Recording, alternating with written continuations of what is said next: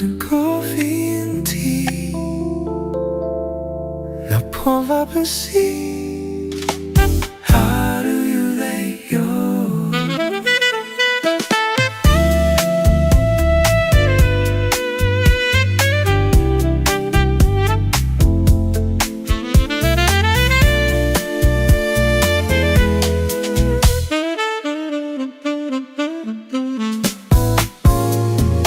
welcome to coffee and tea. Have a sip. Welcome to coffee and tea. Cream and sugar. Welcome to coffee and tea.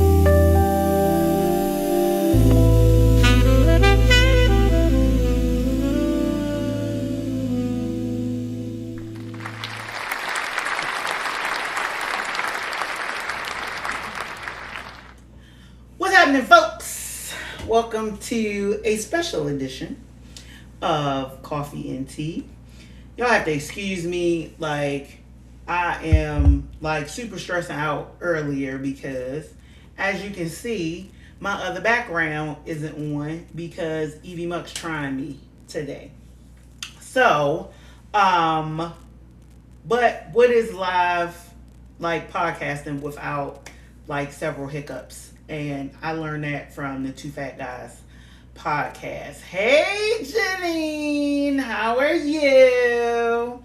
But I wanted to come on tonight and give you guys just some conversation around tomorrow's After Dark podcast. And the reason that I wanted to kind of go through it is just because, like, I've done several After Dark podcasts at this point.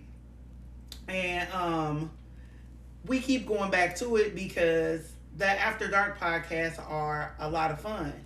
And it allows us to have some real genuine conversations. And for those of you that are lifetime sippers and drinkers of the Coffee and Tea podcast, you know that I really enjoy having seriously real conversations. And the After Dark conversations are those types of conversations. They are real, they're raw, and they are literally genuine conversations. And I wanted to precursor this one because this one is a little different than the other After Dark conversations that I've done. The other conversations that we've done as far as After Dark are concerned have been extra spicy. I can say was around when the whole Diddy scandal happened. So we was talking baby oil and fetishes and all of those types of things. And we were having those kind of conversations. And then the last After Dark conversation, we got into a little bit deeper into the world of BDSM and fetishes and kind of that kind of realm. Whereas this conversation that we're going to have tomorrow is going to lean a little bit further to the middle. And that conversation is going to be around sex, but we're not going to make it weird. So a lot of the conversation will be around purity, desire, having the uncomfortable conversations and how we can have those uncomfortable conversations. We're going to talk about sex in the church. And I want to make it clear, like, for those of you that have followed me for a long time, you know that I am a minister. You know that I have a Bible study podcast. That does not absolve me from being able to have these kinds of conversations. And that's where I'm challenging faith-based people. I'm challenging faith-based organizations for us to have these conversations because, contrary to popular belief, people having these conversations whether y'all want them to have them or not. And a lot of people are having these conversations because faith-based spaces have the conversations up to a point. And we get to a point where then it starts becoming uncomfortable, or the conversations become quote unquote ungodly, and then we don't want to have the conversations.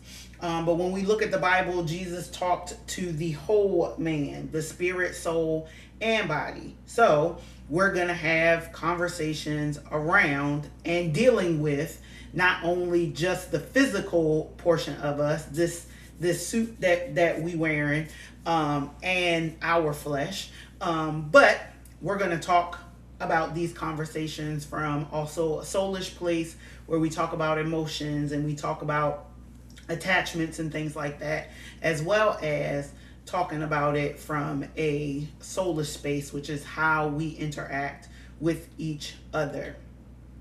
Hey Sean, what's good? How are you? Yeah, guys, come on, shout out, say hey, check in. Why don't you, just to let me know that you're out there. You know, it's real impromptu, so I don't really expect, you know, like a whole lot of people to be on. I did want to have some conversations with you guys out there in internet land, but if I don't, y'all will tune in tomorrow and we'll have the conversations tomorrow. But this subject matter isn't something that I am unaccustomed to having. I have these conversations with my friends. I have these conversations in group chats. I've had these conversations with teenagers. I've had these conversations with other young adults. I've had these conversations with across the world of faith. And I don't really think that anything that we are going to be talking about tomorrow is going to be from an unapproachable space. I don't think any conversations that we have tomorrow are going to be from a space that is pointing the finger at anybody. I think we have a great plethora of guests that are coming across the panel tomorrow. I have a new young lady who is not only new to the podcast, but I think it might be the first time that she may have been on a podcast to have the conversation. She's a friend of a friend, and she's not only going to bring an outside perspective, but she's also an HR professional. So that brings in an aspect of it there. So, and then we have two married people that are on the podcast. So there is an aspect of dimension with that group of people. Then there are two single people. Well, I should say one single person who is divorced. And then we'll have another person who is now single, but he's a widow. So when it comes to a lot of this conversation, when we talk about desire and all of those types of things, we got a good group of people that are gonna come across the board and be able to have this conversation. Okay, Sean, starting a new job on Monday. Congratulations. I know we saw in a group chat and on your page, you saying goodbye to a place that you've been at for quite some time. So transition is always bittersweet, but you know, we look forward to all the things you're going to do at the next space. I know you're going to do amazing. I'm just trying to make sure I hit all my points for today. Y'all talk amongst yourselves.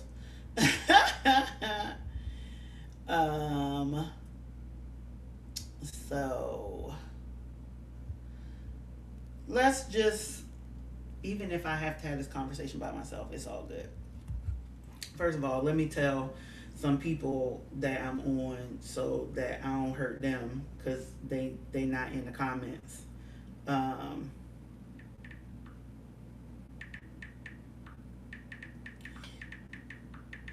sorry, because y'all know I don't like dead space either. Okay, all of my notifications is going off.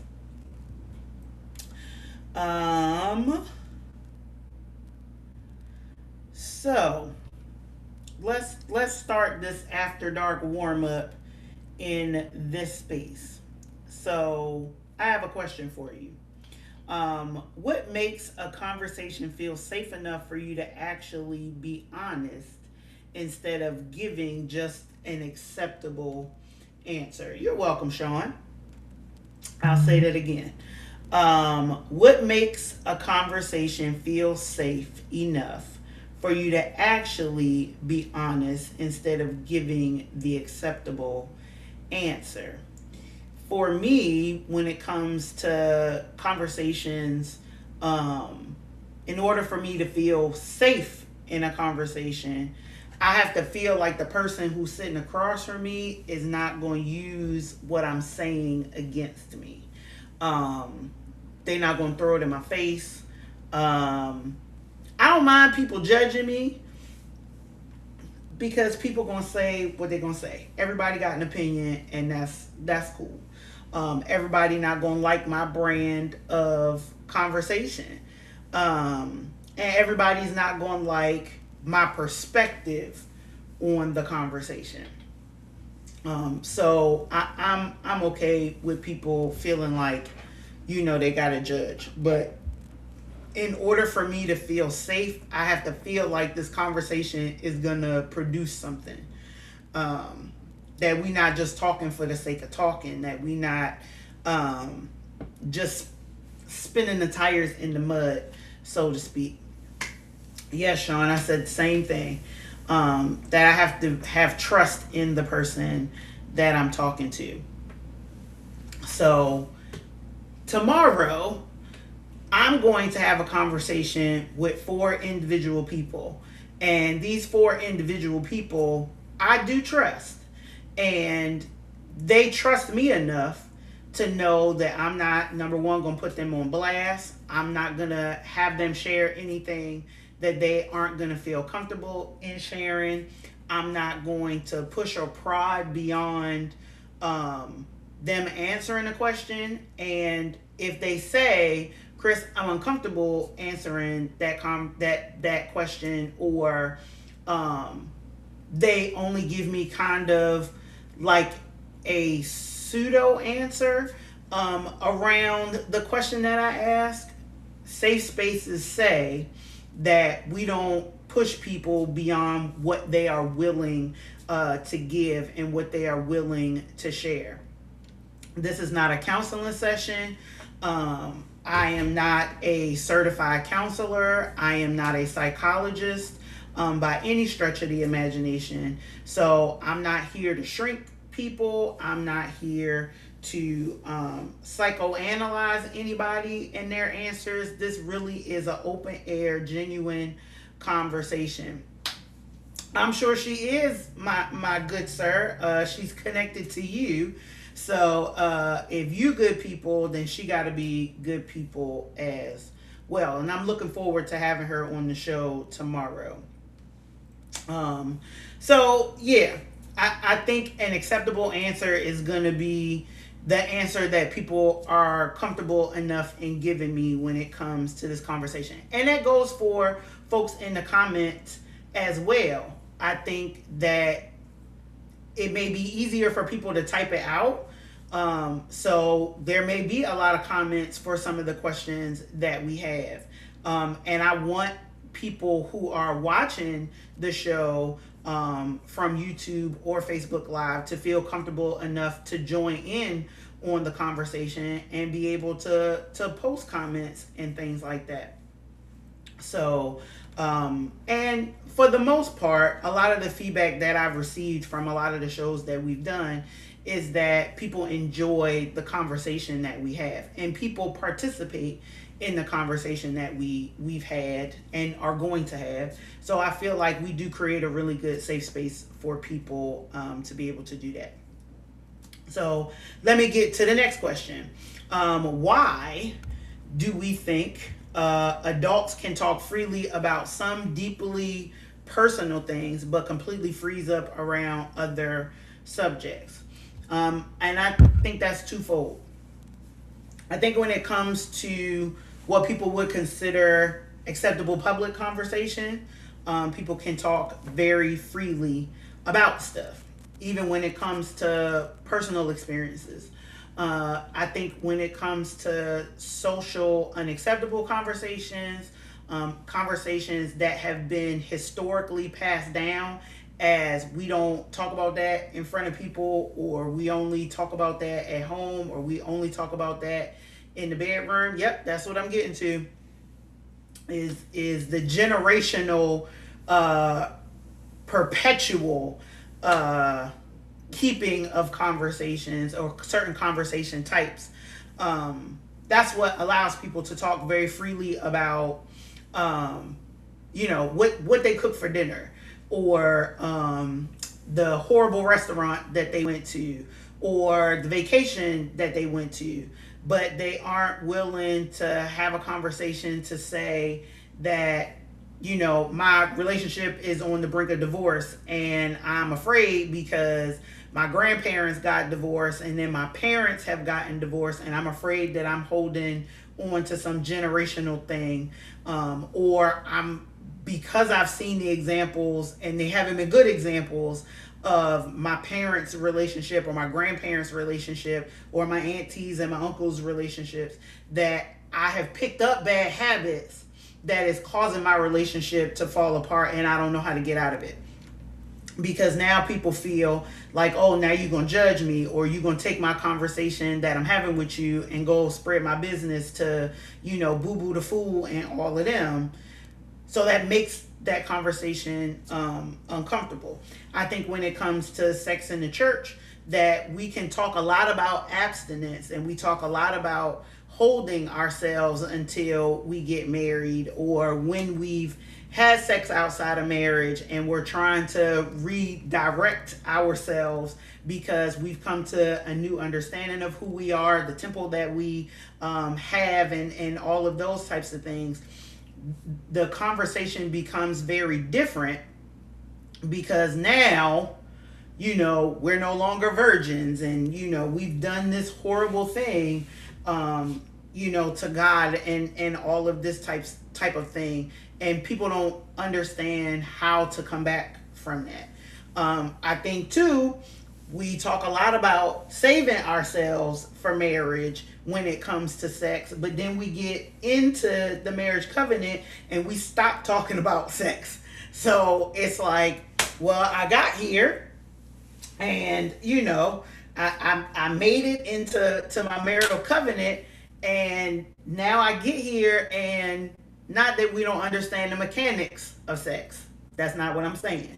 What I'm saying is that we spent a lot of time talking about how to keep ourselves and how to hold ourselves and how to not engage in sex outside of marriage, and then you get into your married space and you become prudes, and things of that nature. So I think too that helps in the, I'm not completely comfortable in having those types of conversations.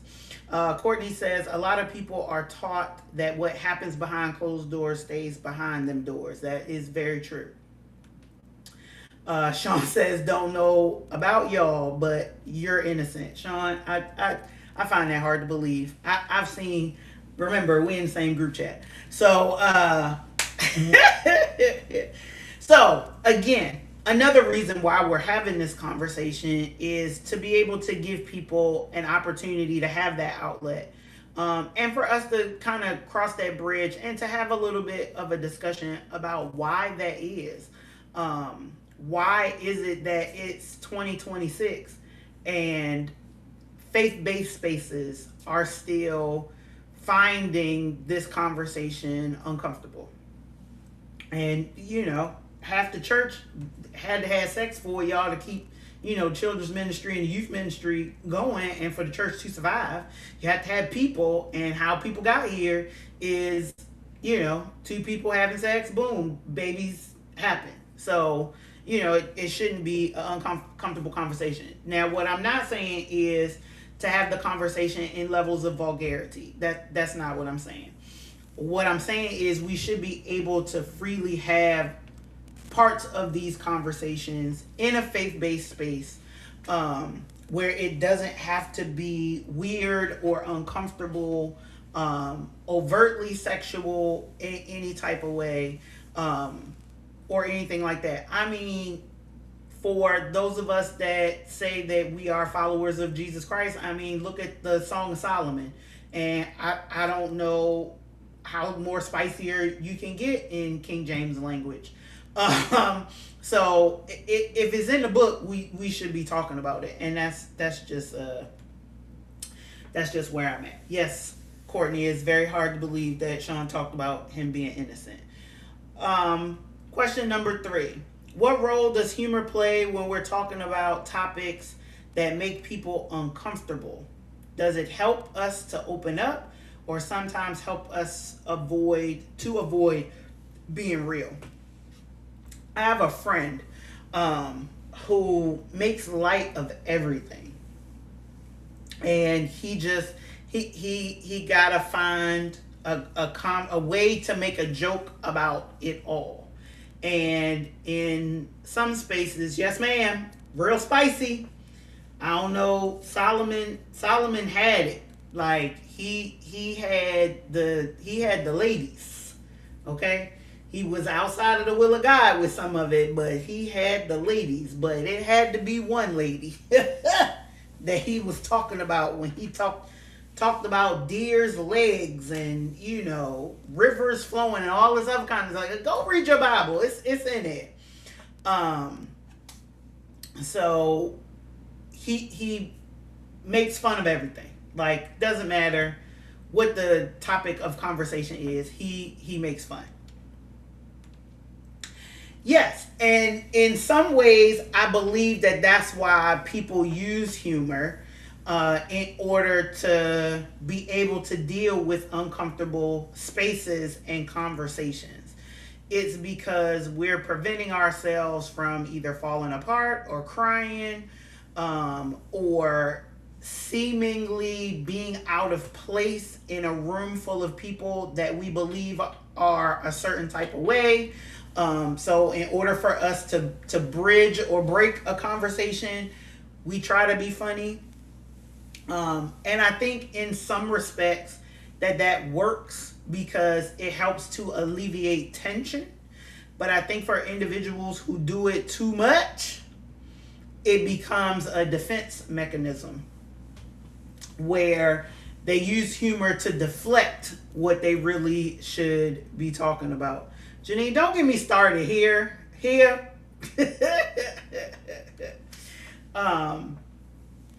So I believe that it's twofold. I believe that humor can be used as a gateway to get into an uncomfortable conversation or a way to help people open up for an uncomfortable conversation. But I believe if you do it too much, it then becomes a hindrance to that conversation.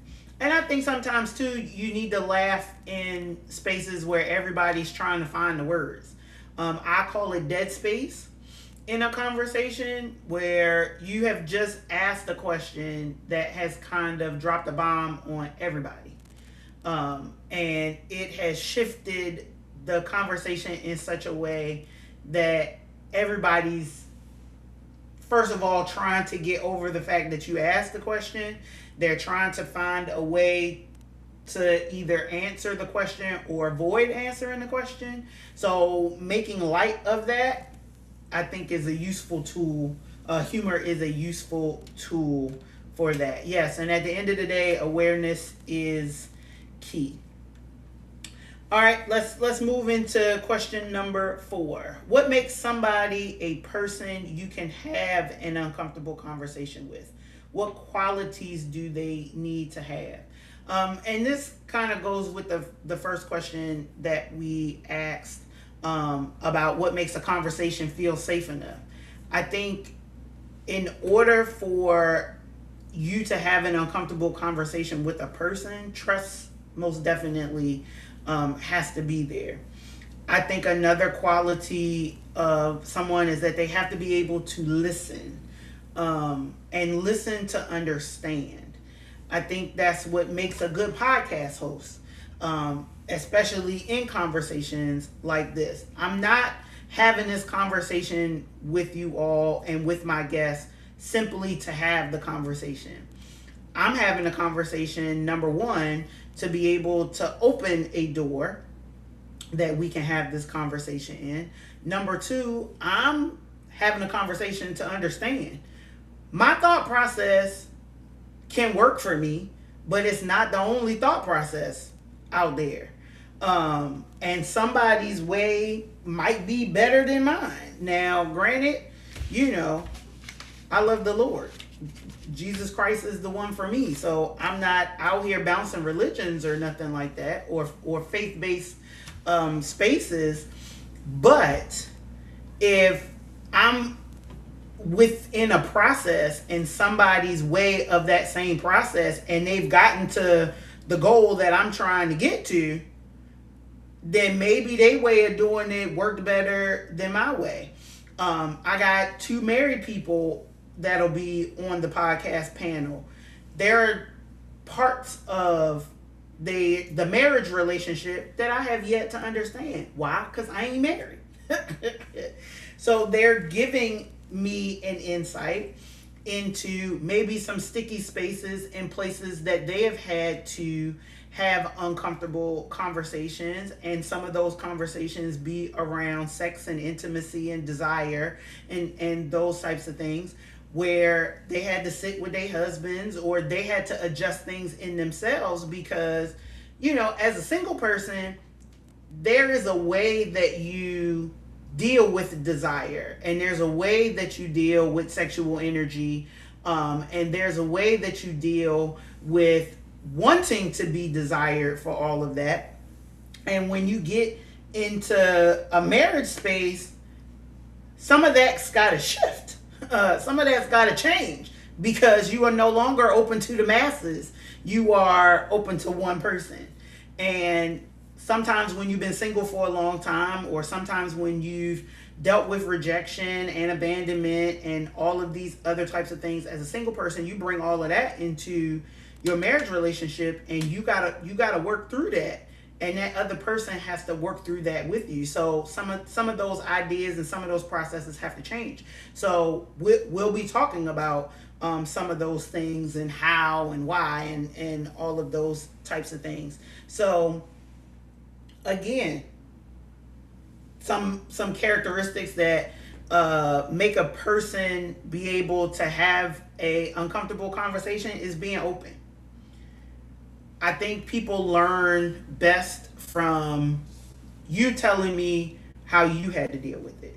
And if you didn't have to deal with it, let's talk through it so that we can come up with a solution that might be able to help me. That's one thing I think sometimes let me preface my statement by saying that some faith-based spaces miss, because some faith-based spaces can make you feel like you're in a space or you're in this place all by yourself. Or people become or make it or can be so spiritually minded when they respond to a question that it does not satisfy the soulish space that you are wrestling in. And again, when you go back and look at how Jesus dealt with people, Jesus dealt with people in all 3 aspects: spirit, soul, and body, because that's how we're wired. That's how we're made. So we have to be able to understand and work in all 3 of those spaces. Because if somebody comes to me and they have something that's going on with them and it's from a spiritual space, then I respond with spiritual, what's the word I'm looking for? I respond with a spiritual answer. Let me say that. When it comes from a space where we dealing with flesh, then I have to respond from a place that combats that.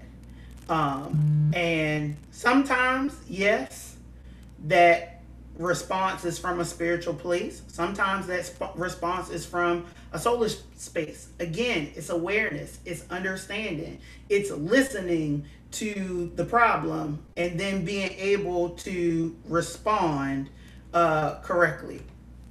Yeah, counsel would be a good word. That's not exactly where I was thinking, but you know, it's still a good word. Wise counsel, godly counsel, all of that to be able to respond. But again, it goes back to what Janine said earlier about awareness being key. And you can't be aware if you're not listening.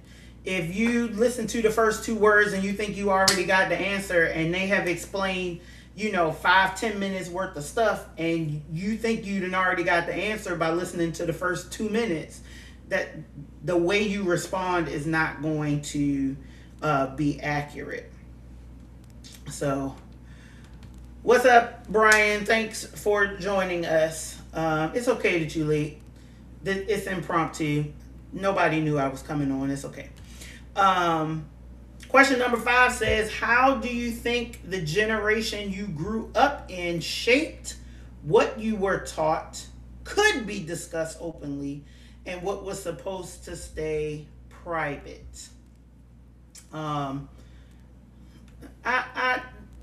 Depending on who you look at and who you listen to, I was born in 1980, so they say I'm a millennial. They say I'm a zennial.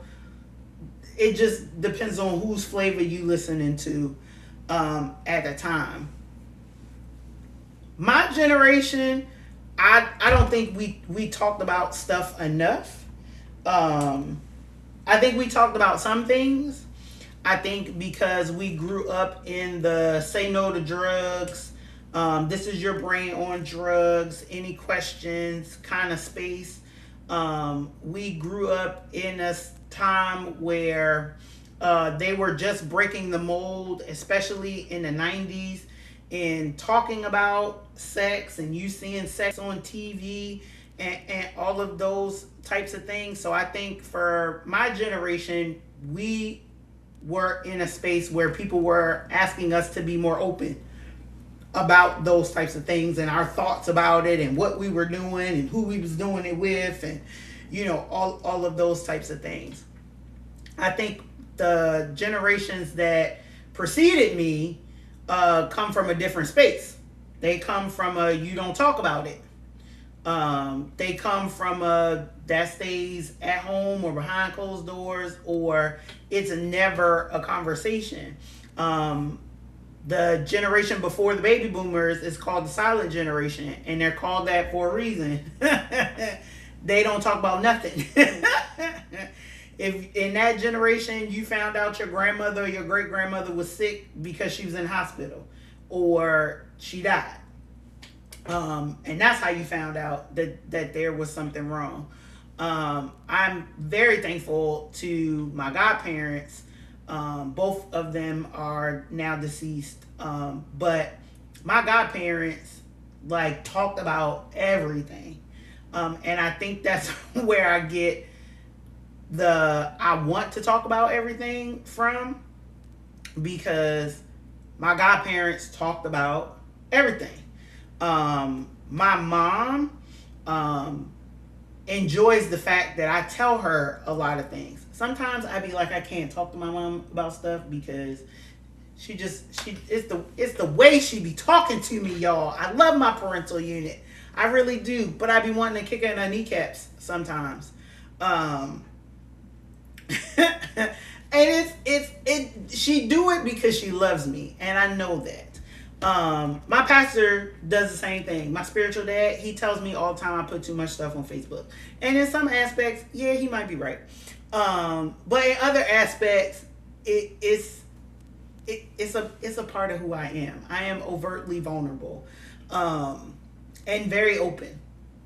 So I'll talk about anything. And sometimes I need to talk about stuff, because if I don't get it out of my head or out of my heart at the moment, then I hold on to it, and then it becomes it starts to become an overthinking space where I think I made a bad decision, or I think I did too much, or I didn't do enough. So I gotta get it out, so that I don't do too much or do too over the top, with it. So let me go here. So Janine says, "Child, my people were old school, so not a peep." Yep, I understand that. My grandmother is that same way. Brian says, "I'm grateful for my older siblings. They keep me in the know." Yeah, you gotta be happy for siblings that are willing to have conversations. Courtney said, "Not the kneecaps." Listen, there are y'all know about the 5 love languages and everything, right? And some people's love language is personal touch. I recognize that if I don't like you, I don't threaten you with bodily harm, or I don't hug you or touch you at all. So I love my mom immensely. So the fact that I want to kick in the kneecaps is a good thing. Not that I would ever do it, y'all. Like, my mom's blind. She already broke her ankle once. I wouldn't kick in the kneecaps so she can break something else. Plus, she getting up there. Stuff happens when you hurt people. And, the Bible says you're supposed to obey your parents so you can live long. I would like to live a long time. All right. Yeah, she might want to kick me in my kneecaps too, but she got to find them first.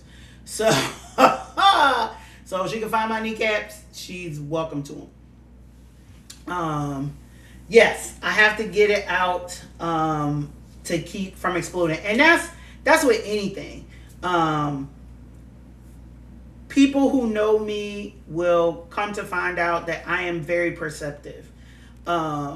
So it's hard for people to keep stuff from me before I figure it out. So as soon as I figure out something, it's coming out. Like, I'm saying it, whether you like it or not.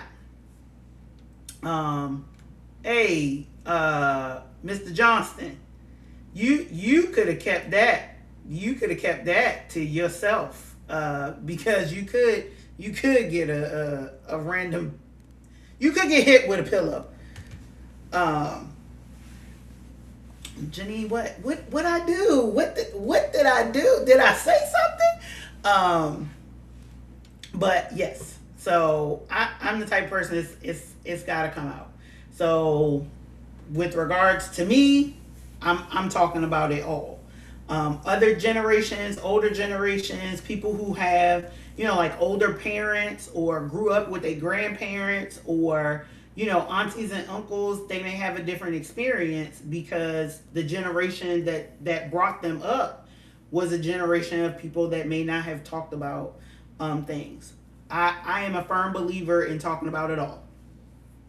That's just me. That's what works. That's what works for me. Here it is.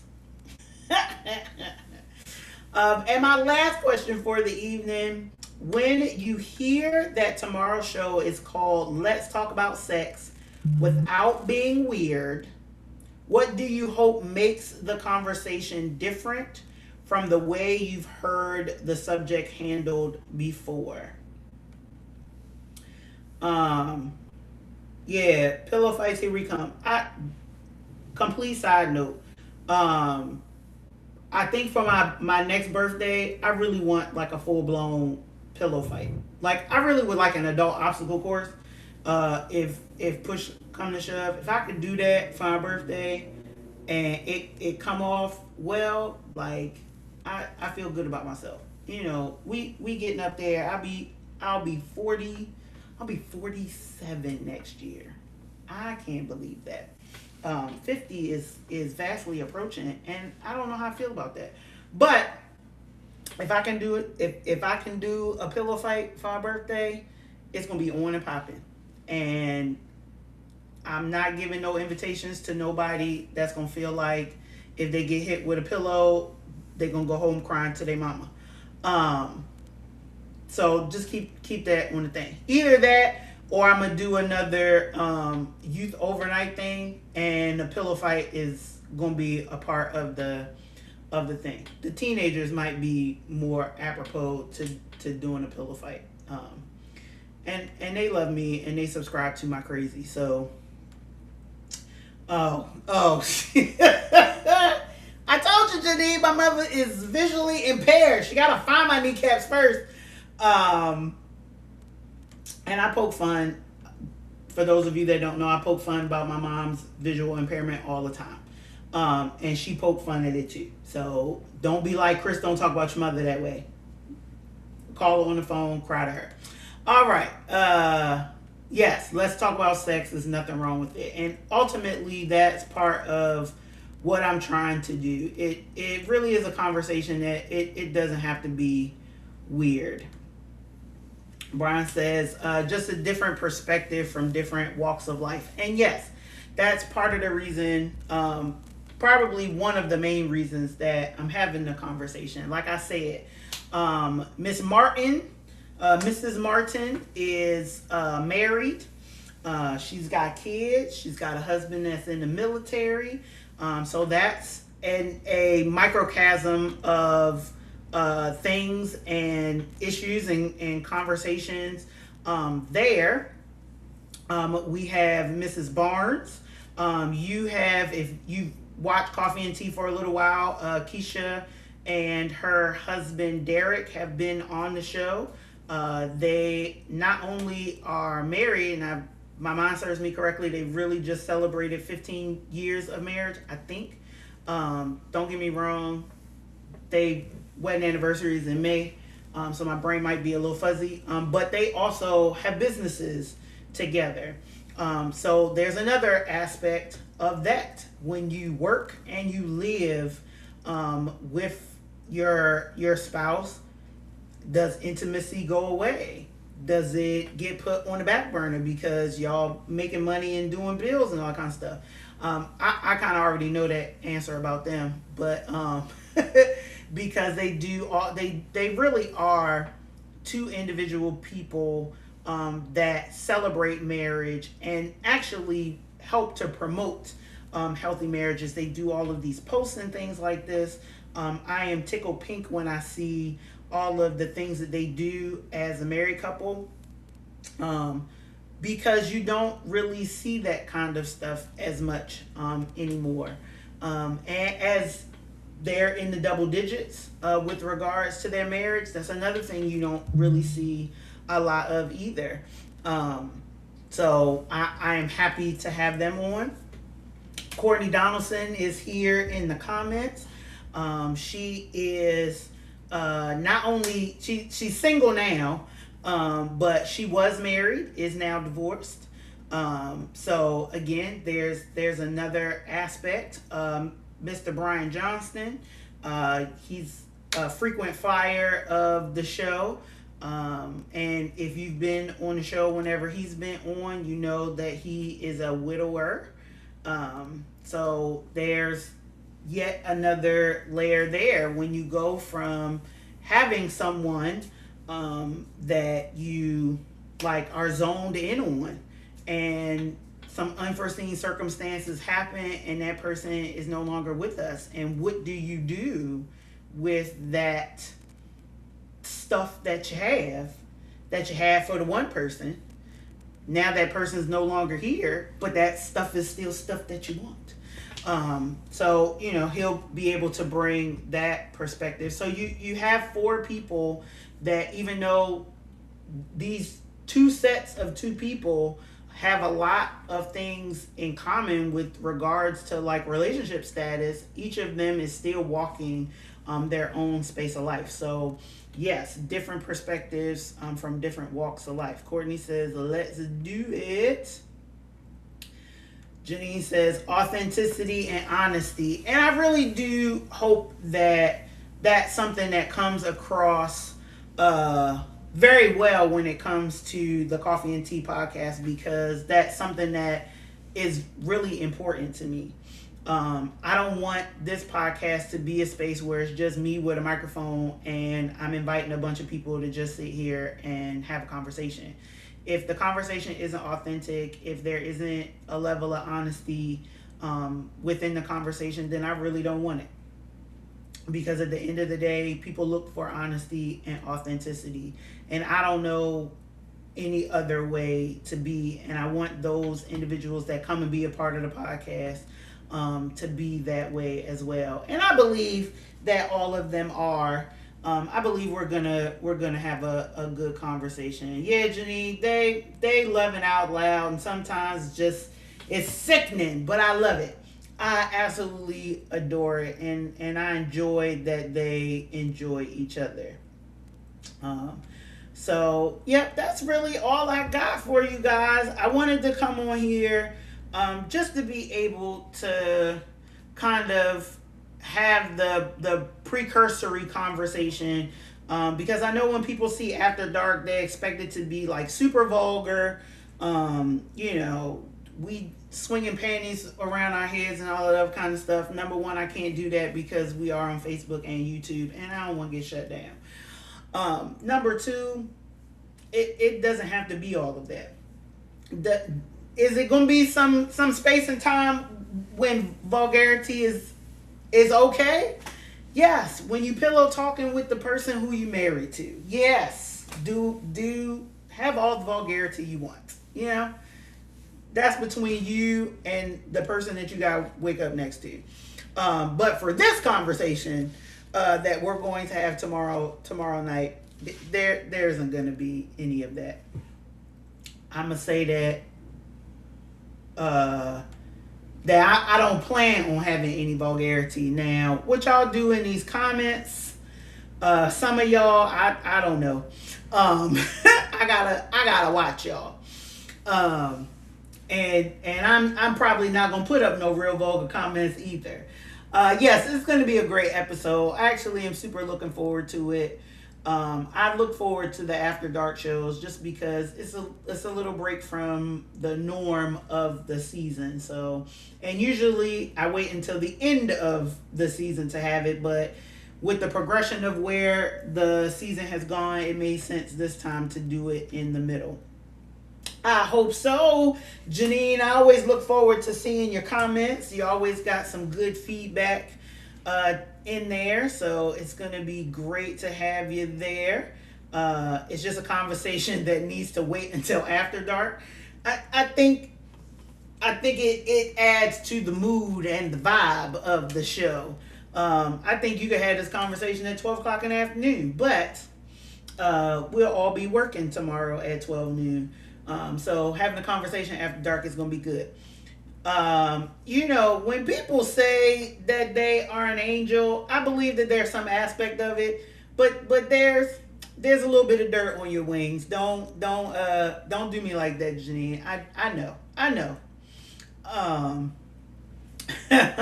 Yes, Brian has a t-shirt that says I identify as being a problem, so he might have to get muted on tomorrow's show. So I doubt that, though. I believe everybody's gonna bring a good quality and a good perspective to the show tomorrow night. So only thing I ask you guys to do is make sure that you go to the page. We're trying to grow the Coffee and Tea page so that I can start broadcasting to the actual page. Facebook is crazy, and they tell you that you have to have 100 followers in order to be able to broadcast from the page. So, let me take this comment down. I be forgetting how to do stuff. So, Facebook, Coffee and Tea. Look for the logo with the little headphones. That's the Coffee and Tea page. Make sure you are a follower of the page. I think right now we're at 86 followers. So I need to get the page up to 100. So with regards to tomorrow's show, we're going to share again the show flyer and the podcast announcement. I should say it's not a flyer, it's an announcement. The podcast announcement for the show tomorrow. Share it with your friends, target some people, tell them come over to the page, tell them come watch the show first. I want them to follow because they see that the show is gonna be good and they want to see other shows. Direct them to our YouTube page. They can go back and look at past shows. It's hard for me to believe that this is season 3 of Coffee and Tea. It started out as kind of like just a fun thing for me to do, because my Bible study podcast doesn't have a talk show, so to speak, aspect, which is changing here relatively soon. So this kind of popped up, and I enjoy being able to do it. So keep the bleep button ready. Let's keep the profanity to a minimum. Thank you. Yes. Like, subscribe, share, all that good stuff. Yeah, and at the end of the day, it's finna be a good conversation. I am super, super looking forward to it. Also, I'm absolutely looking for show ideas for season 4. Thank you, Janine. I'm super happy about it. Super, super excited about, this has just become like a really good thing. Definitely looking for topics of conversation for season 4. So if you have a topic that you would like to see us talk about, by all means, please share it. Send it to me, Facebook Messenger me, or message the page. So Coffee, the letter N, and T is the Facebook page. Go ahead, shoot me a messenger for season 4 topics. I hope to be able to expand it a little bit more, and be able to do some things that the fans would like. So season 4 may be a whole fan favorite season. So maybe seeking topics and conversations from the fans for us to be able to do like a whole 8 episode series with topics from the fans. So we may do that for season 4. That may be how it come out. So again, we'll see you guys tomorrow night. I am super, super excited. Folks in the comments that are gonna be on the show are also super excited. So it's gonna be super great. I'm looking forward to it. So tomorrow night, 8 p.m. Right here, live, Facebook, YouTube. Tell your friends, tell your family, come on, have the conversation with us. And we'll see you guys tomorrow night. Thanks for coming on and just hanging out with me for a little bit, and having this impromptu conversation for us to get ready for tomorrow. So I will see you guys later.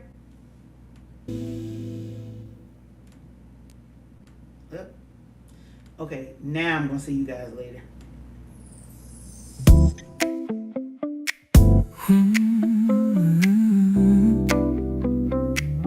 Welcome to Coffee and Tea. Now pull up and see.